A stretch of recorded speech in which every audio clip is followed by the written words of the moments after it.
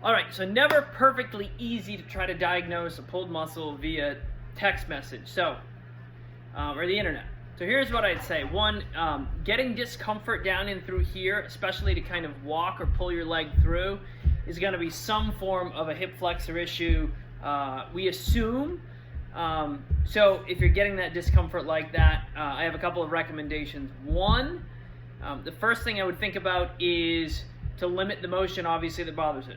Sounds super straightforward, easier said than done, because when you start factoring things like walking, you start factoring things like climbing stairs, you start thinking about things like sitting down where it actually gets in a shortened position and it's going to tighten up as it tries to heal.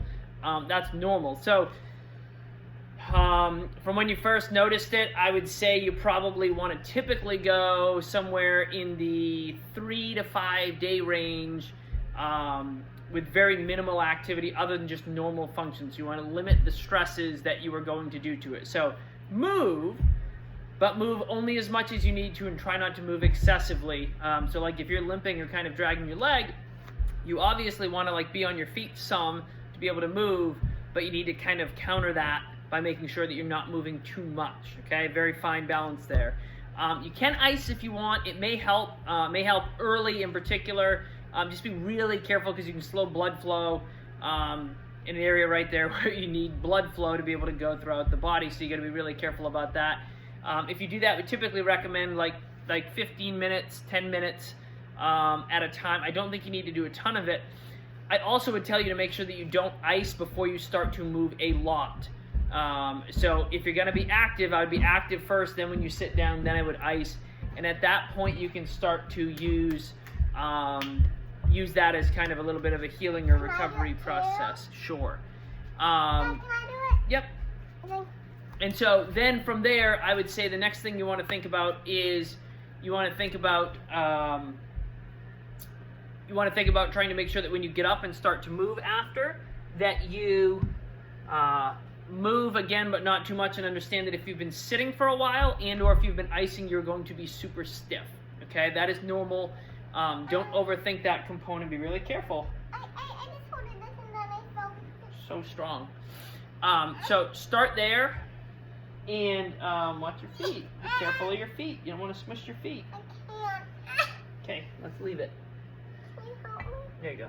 Okay, so I'd start there. I would wait at least 3 days probably before you start to try to stretch it. That's the number one mistake I believe most people make when they start to have a pulled muscle, in particular like hip flexors, is they start to try to stretch it. So they're sitting here, you're doing this and rotating. Be really careful. Knee down and stretching. All of those things are great once you probably get through about your third or fourth day, I see. So at that point, I think you can start to do some real gentle stretching, nothing super aggressive. Wow. Okay, so real gentle stretching probably around day 3-ish, depending on how it feels. Then around day 3, I think you can start to move a little bit more. Again, nothing excessive. And then past that, then you can start to actually go back and start to work balance stuff. Okay, so single leg balance work, so things like toe touches, just balancing in general on an unstable surface. And then you can start to work in things like hip strengthening, so abduction stuff, either standing on one leg or maybe some real easy lateral band walks, but you don't want to do it excessively again because it's probably going to start to bother you. The other thing you can start to do at this point is some form of hip extension. You can do it, again, I like a lot of it with people with post-strain, especially something like a hip flexor, to start to work on extending out. Use your hands to stabilize at the same time so you can focus just on that glute. From there, I think you can start to work in, wow, careful, you don't hit your head back there. And then from there, you can start to work out of that into things like a quadruped, where you go knees down, hands down, and you can start to work the leg and start to integrate a little bit of that core. But I would kind of start there.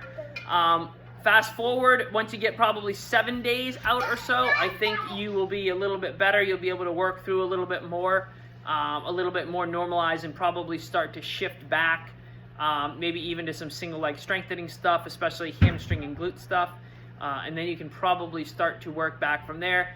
In between, I think upper body stuff, especially getting, you can do standing, perfectly fine. Stuff getting on and off of a bench, I think you're probably reasonably okay on. Laying flat's going to be harder, so an incline will make it easier to get on and off of.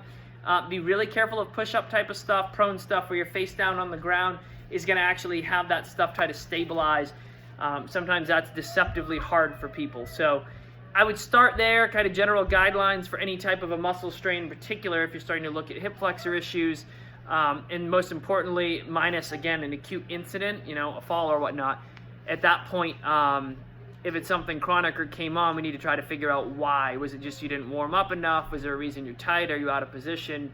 And try to solve that problem. So hopefully that helps.